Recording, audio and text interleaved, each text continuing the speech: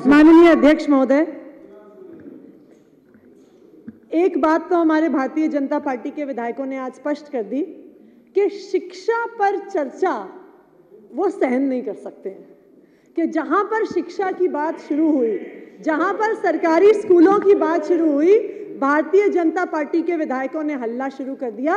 Bharatiya Janata party के नेता, Bharatiya Janata party के विधायक ये नहीं चाहते हैं कि दिल्ली के गरीब बच्चों को अच्छी शिक्षा मिले, वो ये चाहते हैं कि दिल्ली का और देश का हर बच्चा सिर्फ इनकी झूठी व्हाट्सएप यूनिवर्सिटी में पढ़ता रहे, इसलिए इतना हल्ला कर रहे हैं। माननीय अध्यक्ष महोदय, पिछले कुछ दिनों में ये एक बहुत गंभीर मुद्दा दिल्ली के सामने और देश के सामने आया है कि किस तरह से दिल्ली में एलजी महोदय, दिल्ली के सरकारी स्कूलों के जो शिक्षक हैं जिन्हें ट्रेनिंग के लिए फिनलैंड भेजा जा रहा था, एलजी महोदय ने टीचरों की फिनलैंड की ट्रेनिंग पर रोक लगा दी। ये बहुत शर्म की बात है और आज पूरी दिल्ली में नहीं, पूरे देश में इसकी चर्चा हो रही है कि जब दिल्ली सरकार अपने शिक्षकों को विदेश ट्रेनिंग के लिए भेजना चाहती है तो एलजी साहब उसमें क्यों अड़ंगा डाल रहे हैं। मैं एलजी साहब से कहना चाहूंगी, हमारे भारतीय जनता पार्टी के विधायक तो यहां से चले गए, कि आप 2015 से पहले का समय याद करिए।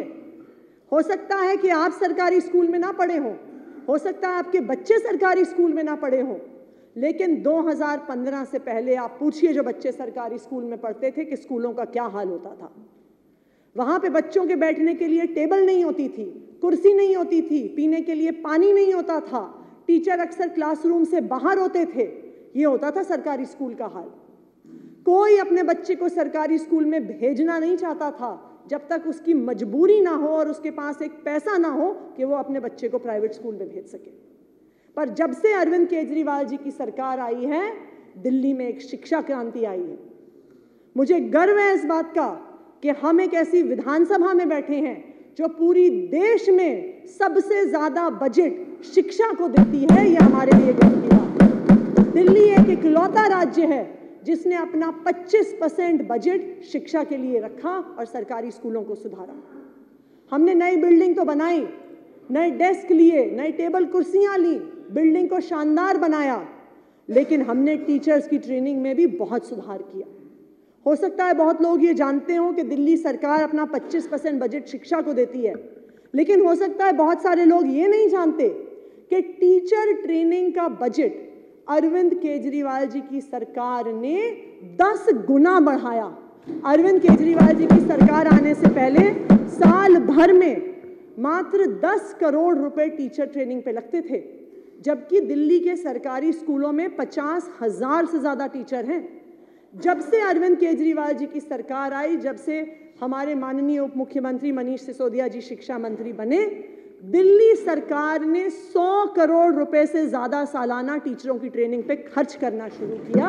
इससे सरकारी स्कूलों में बदलाव आया है। पहले सुनने में आता था कि और राजनीतिक दल होते थे, उनके मंत्री विदेश घूमने जाते थे, उनके एमएलएज विदेश घूमने जाते थे।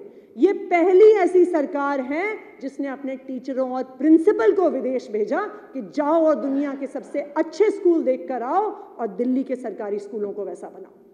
हमने अपने टीचरों को हार्वर्ड यूनिवर्सिटी भेजा, कैम्ब्रिज यूनिवर्सिटी भेजा, सिंगापुर भेजा, फिनलैंड भेजा। जब दिल्ली के सरकारी स्कूल के टीचर और प्रिंसिपल इन देशों में अच्छे अच्छे स्कूल देख के आते हैं तो वो प्रेरणा लेके आते हैं कि हम भी अपने स्कूल को ऐसा बना सकते हैं, कि हम भी दिल्ली के गरीब बच्चों को वर्ल्ड क्लास एजुकेशन दे सकते हैं। आज ये बहुत शर्म की बात है कि माननीय एलजी महोदय दिल्ली सरकार के जो स्कूल के टीचर हैं उनको फिनलैंड जाने से रोक रहे हैं। इससे नुकसान किसको होता है? इससे नुकसान दिल्ली के सरकारी स्कूलों में पढ़ने वाले 18 लाख बच्चों को होता है जो दिल्ली के गरीब परिवारों से आते हैं। माननीय अध्यक्ष महोदय, एलजी साहब को आम आदमी पार्टी से बहुत नफरत है, हमें पता है। उनको अरविंद केजरीवाल जी से बहुत नफरत है, हमें यह भी पता है। लेकिन उनकी नफरत इतनी हद पार कर गई है कि अरविंद केजरीवाल जी और आम आदमी पार्टी से नफरत की वजह से वो दिल्ली में पढ़ने वाले सरकारी स्कूलों के बच्चों से भी नफरत करने लग गए हैं। ये आज पूरे दिल्ली के लिए और देश के लिए दुख की बात है। और माननीय अध्यक्ष महोदय, मैं ये बताऊं आपको कि जो ऑर्डर उन्होंने पास किया कि हम दिल्ली के सरकारी स्कूलों के टीचरों को फिनलैंड नहीं जाने देंगे, ये बिल्कुल गैर कानूनी है और बिल्कुल गैर संवैधानिक है। दिल्ली सरकार और केंद्र सरकार की क्या पावर्स हैं, उसका फैसला सुप्रीम कोर्ट की संवैधानिक पीठ ने किया है। एलजी साहब के पास क्या पावर है, उसका फैसला सुप्रीम कोर्ट की संवैधानिक पीठ ने किया है। और ये ऑर्डर है मेरे पास सुप्रीम कोर्ट की संवैधानिक पीठ का, वो एक नहीं दो जगह इस ऑर्डर में स्पष्ट तौर में ब्लैक एंड व्हाइट में कहता है, the lieutenant governor has not been interested with any independent decision making power. ये पैरा 284 सेक्शन 17 में ये ऑर्डर कहता है। और बिल्कुल यही बात पैरा 475 सेक्शन 20 में भी बिल्कुल यही बात कहता है कि there is no independent authority vested in the lieutenant governor to take decisions.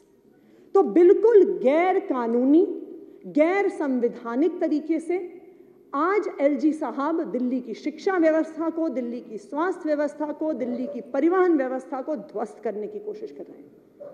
मैं आपके माध्यम से अध्यक्ष महोदय जी एलजी साहब से एक निवेदन करना चाहूंगी। मैं एलजी साहब को ये याद दिलाना चाहूंगी कि वो भारतीय जनता पार्टी के प्रवक्ता नहीं हैं, वो भारतीय जनता पार्टी के कार्यकर्ता नहीं हैं, वो एक संवैधानिक पद पे बैठे हुए पूरी दिल्ली के लेफ्टिनेंट गवर्नर हैं। और उनकी ये जिम्मेदारी बनती है कि जो संविधान में लिखा है और जो फैसला सुप्रीम कोर्ट की संवैधानिक पीठ ने किया है उस फैसले का पालन करें, वरना ना सिर्फ दिल्ली की जनता, पूरी देश के लोग एलजी महोदय को माफ नहीं करेंगे, इतिहास उन्हें माफ नहीं करेगा। बहुत बहुत धन्यवाद।